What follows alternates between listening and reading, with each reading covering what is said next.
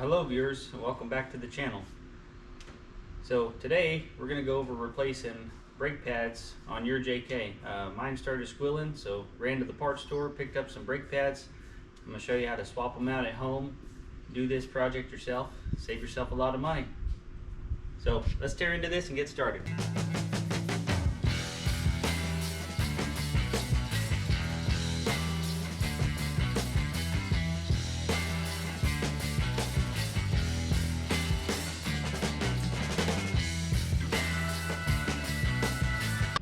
We're going to start by lifting the front of the vehicle, putting it on jack stands. Got the parking brake set, the transmission and gear. So we'll jack it up, put it on jack stands, and peel these front wheels off.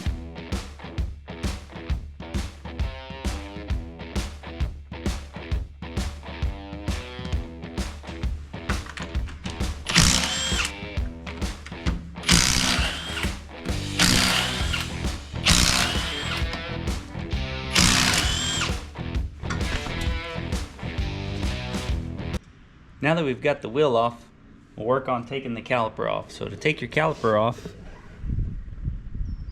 you're going to remove two bolts. One up here, one down here. Those are both 13mm heads. And then get you a bungee cord or something to hang your caliper off of. I got these S brackets here. I'll just hang it on the spring. We'll hang the caliper on the other side. Then we'll take the old pads out, we'll compress the piston back in. I'll show you how to do that on the caliper. Then we'll throw our new brake pads in, and it's as easy as that. Okay, but before we compress those pistons back in, I'm going to open the hood and take the cap off the fluid reservoir. You may not need to do this step, but since I recently replaced the clutch, I filled the brake fluid reservoir to the complete max. So I'm probably going to have to remove some brake fluid from the reservoir. Now in your case, your reservoir may be about half full, because as your brake pads wear down, the fluid in your reservoir will lessen because more of that fluid is staying in the caliper on this bottom side of the system and isn't returning to your reservoir. But like I said already, I've recently replaced the clutch on this and I've topped the brake fluid off, so I'm probably going to have to take some out. But anyways, let's pop the hood. I'll take the cap off the fluid reservoir. I'll show you how to pull these calipers off, and then I'll show you how to compress the piston in. Got you set up on the back side of our caliper. We're going to remove these two bolts here.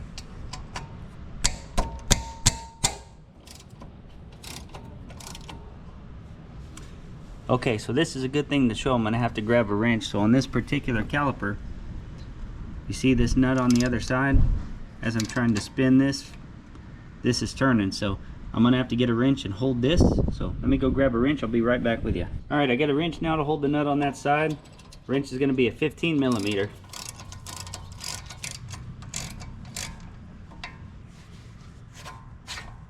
Okay, now we'll just pull the caliper off.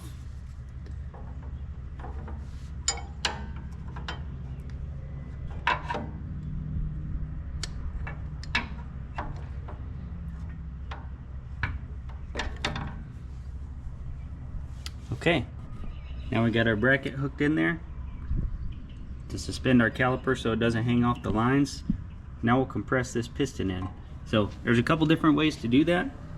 I've got a brake caliper tool I'm going to use, but you can also use a big C-clamp. And if you use a C-clamp, what you're going to do is you're going to put it around the top side here and use one of your old brake pads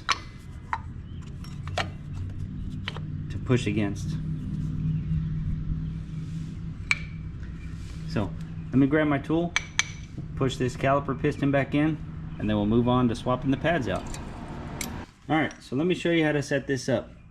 This part is going to be on the outside of our tool, and it's going to go against the ears of the caliper like that. This other piece will be on the forcing screw end, and it's just going to set against the face of our piston. So I'll show you how to set this up. That piece just slides on there like that. And then these two slots are going to mate up with that. Okay. So now we'll put this assembly in. I'm going to screw this piece out until it sets against the ears.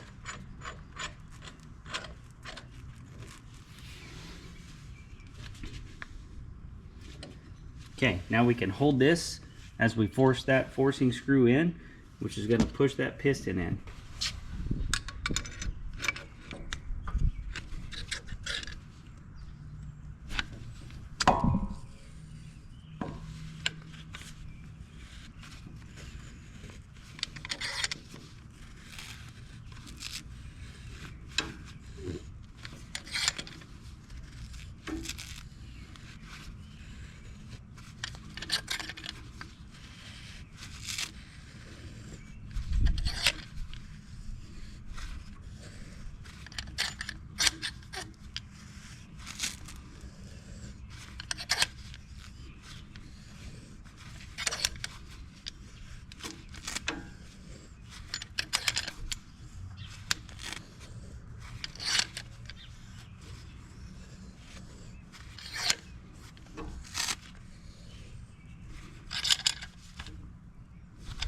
Okay, it just bottomed out. That piston's fully compressed back in.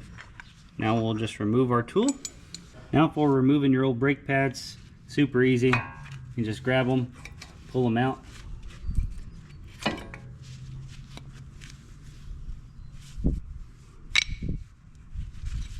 Okay, now we have our old pads removed. There's still quite a bit of material on this one, but we're going to go ahead and replace them anyways because one of my brakes is squeaking. It's not this one, so you can see the pad material, and then you can see this wear indicator. That's what will start squeaking on your rotors, causing a brake squeak when your pad material gets low. So these pads are good, but I bought pads for all the way around, so we're going to go ahead and replace them all. Our new brake pads will also come with these new clips where the ears of the pad sit. Those just simply pry up and pry down. Come off pretty easy. So now you know how to do that. We'll start installing the new ones.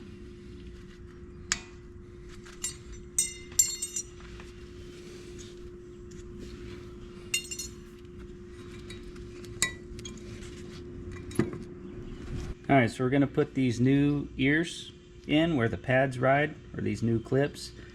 So as you see, they have a small ear and a longer ear. The small ear is going to go towards the rotor, both the front and when you put the back one on. Small one will go towards the rotor, and this big one is going to clip on the outside of your caliper bracket. So these just simply push in.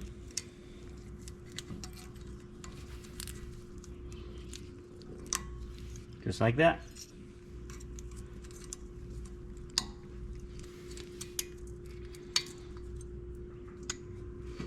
Okay, now that those are installed, we'll put our brake pads in. So your brake pad with the wear sensor is going to go on the inside, and your wear sensor will end up being on the bottom. So what I like to do is take some brake grease, put just a little brake grease on either of these ears, and then on the backing plate surface where the face of the piston is going to contact the back of the brake pad. So we'll put that. This is the brake grease I buy. I'll link this and the brake caliper brackets down in the description.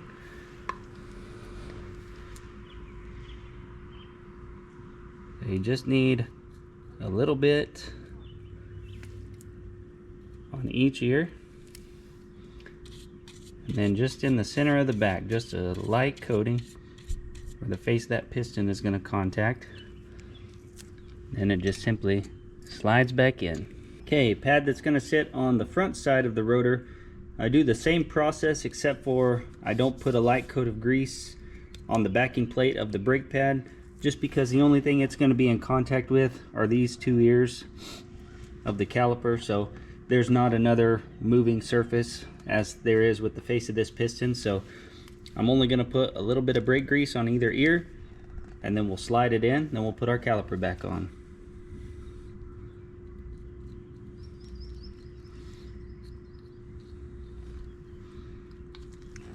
Alright, so to get these front ones in, you hold it at an angle like this to get it to go behind your caliper bracket, and get both of the ears started, and then rotate it in.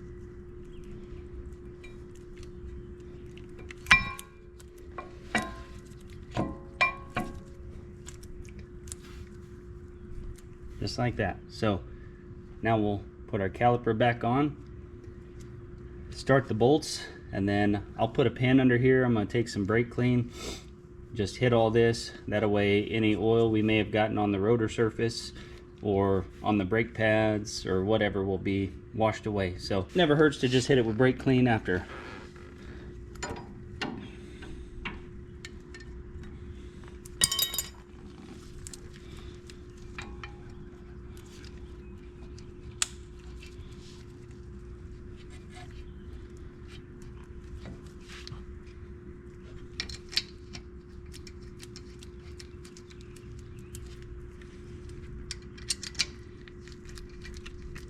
So that's it for this side. I'll pull the other front wheel off and I'll set you guys up inside the wheel well so you can see everything that goes on from a different view, and then we'll do the backs.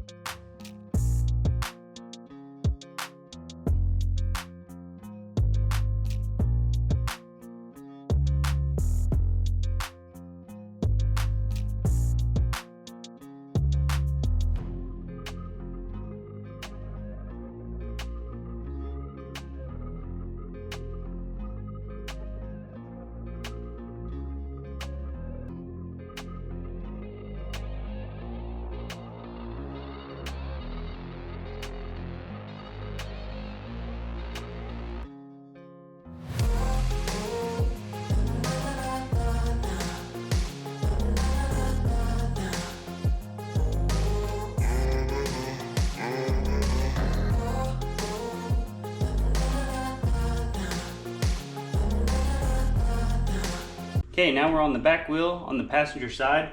I'm gonna bring you guys along for the rear. Let's just see if there's any differences. I know the pad sizes are a little bit smaller, but I'll bring you guys along just in case any of the other fasteners to take off the caliper are different. So let's start tearing into the back.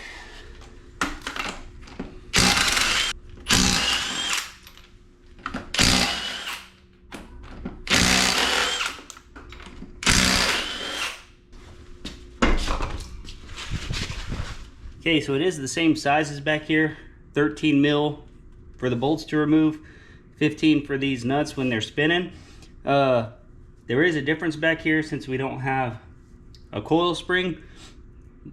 We're gonna have to find something else to attach our caliper bracket to. So a couple things back here. We could hook it on this sway bar. There's a hole right there we could hook it into.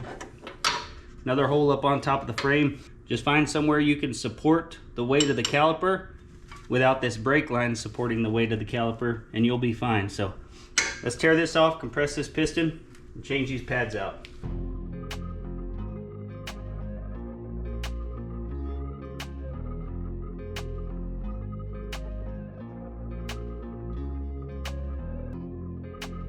Oh wow, so we were missing our pad ear. I don't know what exactly you call these.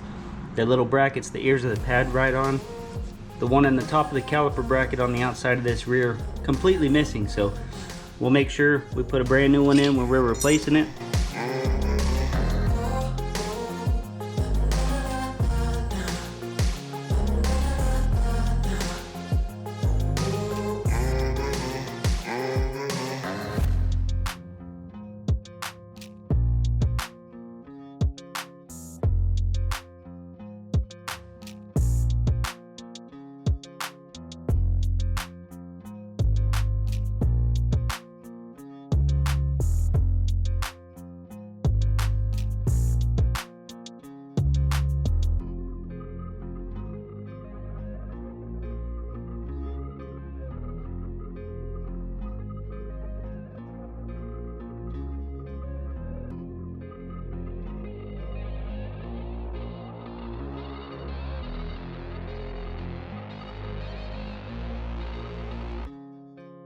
All right, I got that last driver's side rear tire finished up.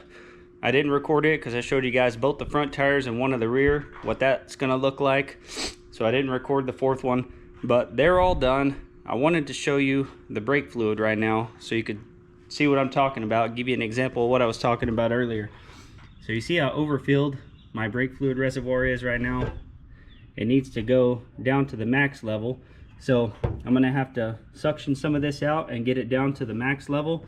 Well, that's perfectly fine. Yours will probably come back up to the max level after you get your new brake pads. Now the only thing left to do is to get these brake pads set, go drive them around and get them bedded in, which there's a break-in process. Every manufacturer should include the break-in process in your brake pads, but if not, I'll go ahead and tell you just a simple break-in process. So start your vehicle up. Before you pull out to go drive, pump the brakes slow until the caliper pistons come out, and grab your rotors, which is going to stop your vehicle.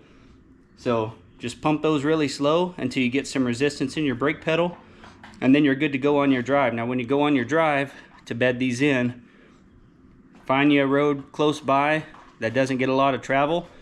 You're going to go 15 miles per hour and then stop as fast as you can, and you're going to do that 4 or 5 times. Then you're going to speed up to 30 miles an hour.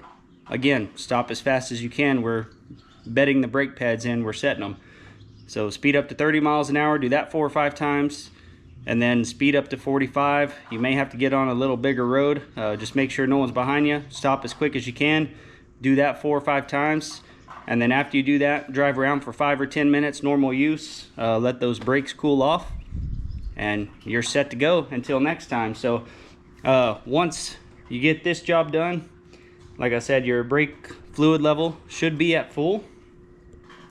And then now the next time you check your brake fluid level, if it's between the max and the minimum, as that fluid goes down, now you know that your pads will be wearing down and maybe looking at time to replace them again before they start squeaking. So hope this video helped. If you guys enjoyed this video, consider clicking like, consider subscribing to my channel. Also, when I was off camera, I did a quick tire rotation. Let me know in the comments if you guys are interested in seeing a tire rotation video. If so, I'll get one of those posted. So appreciate you watching very much. Any tools and anything I use will be linked down in the description. So we'll catch you on the next video. Appreciate you guys watching very much. We'll catch you on the next video.